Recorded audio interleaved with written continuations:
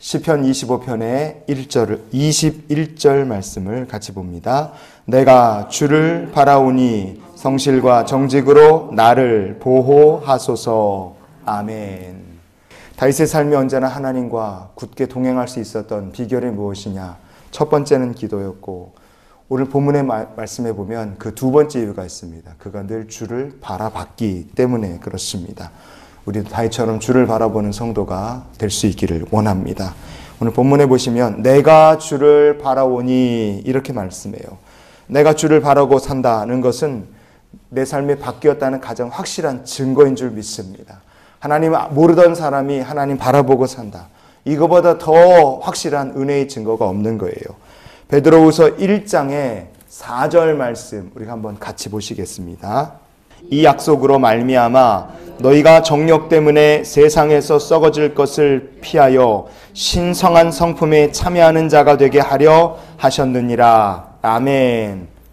크리스찬이란 어떤 의미이냐? 하나님의 신실한 약속, 큰 구원의 약속을 믿는 사람입니다. 그 약속을 믿기 때문에 썩어져갈 세상의 것들을 멀리하고 그리스도의 신성한 성품에 기꺼이 참여하는 사람들이 크리스찬이에요. 그래서 세상 사람들과 다르게 삽니다. 다르게 산다.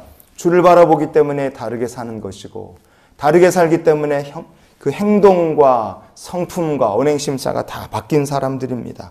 여러분, 그래서요, 예수를 믿고 나서 주변 사람들이 너가 옛날하고 좀 달라진 것 같다, 누군가 그렇게 말한다면 우리가 은혜 아래 제대로 그리스도를 따라가고 있다는 증거인 줄 믿으시기 바랍니다.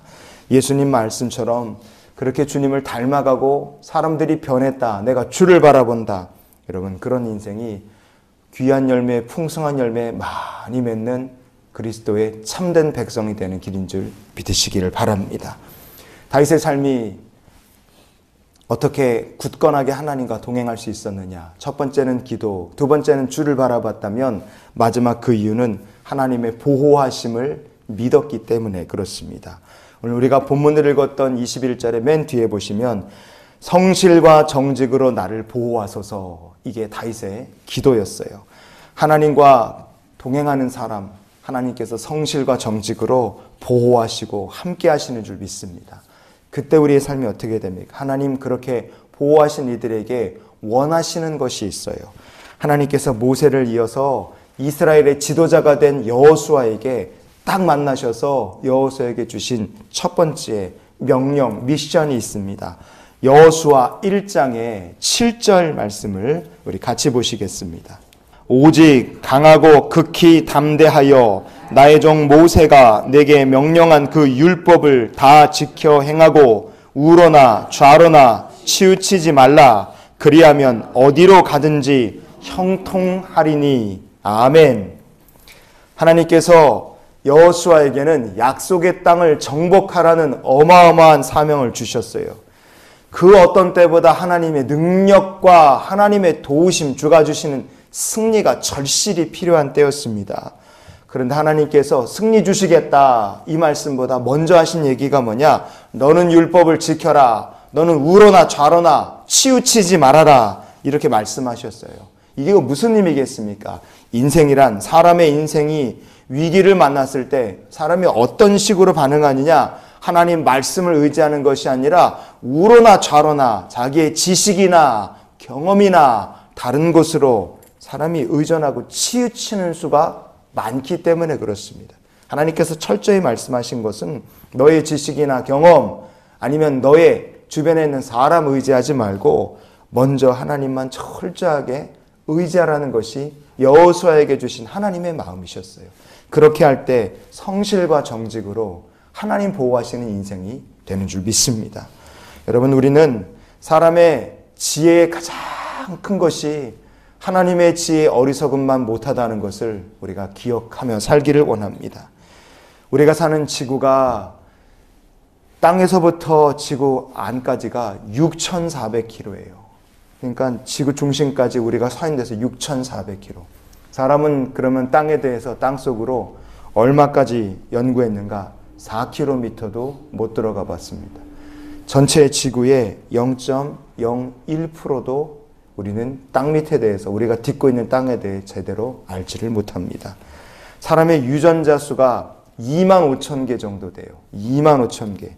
예, 과학자들은 사람이 고등한 생물이기 때문에 다른 생물들보다 유전자 수가 압도적으로 많을 거라고 생각을 했었어요. 그런데 유전학에서 연구를 해보니까 애기 장대 풀 아니면 선충이라고 해서 정말 단순한 원시 생물같이 생긴 이런 생물들도 인간의 유전자 수와 거의 비슷했습니다. 그러니까 풀하고 벌레하고 사람의 유전자 숫자가 그렇게 차이가 나지를 않는 겁니다. 원시 생물하고 인간하고 어떻게 유전자 수가 비슷한데 걔네들은 원시 생물 그대로 남아있고 사람은 이렇게 고등한 생물이 됐는가? 그 차이를 과학으로는 아직 밝혀내지를 못하고 있습니다. 여러분, 인간의 지식이란 게 대단한 것 같지만 해답을 모르는 게 많습니다. 그래서요, 골로새서 2장 3절 말씀해 보시면 그 안에는 지혜와 지식의 모든 보화가 감추어져 있느니라 그랬어요. 그리스도 안에서 하나님의 지혜와 지식 의지하고 살고 하나님 보시기에 정말 보물 같은 삶을 사는 저 여러분의 삶이 될 수 있기를 원합니다. 그래서 우리가 이런 기도로 오늘을 살았으면 좋겠어요. 하나님, 오늘도 하나님과 동행하는 하루가 되게 하여 주시옵소서. 기도하고 살고 계십니까? 하나님 바라보고 계십니까? 하나님의 구원하심, 보호하심을 여러분 신실한 하나님, 정직하신 하나님, 나를 지키시는 하나님 여러분 신뢰하고 계십니까? 여러분 그렇게 살고 계시다면 하나님께서 다윗과 함께 하신 것처럼 오늘도 하나님의 보호하심과 인도하심이 여러분의 삶 속에 함께 하실 줄 믿습니다. 다윗과 같이 하나님과 늘 동행하는 믿음의 백성 되시기를 주의 이름으로 축원을 드립니다.